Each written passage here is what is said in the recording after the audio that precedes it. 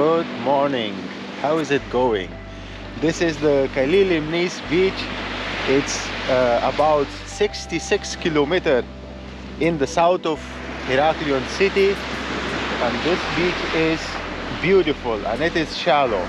When everywhere else is windy in the island, this place is calm and it's not windy, and that's why people like it. If you are in the south of Kreta and you are looking for a beautiful beach to hang out, to have these kind of stones and pretty wide, then this is a nice place to visit.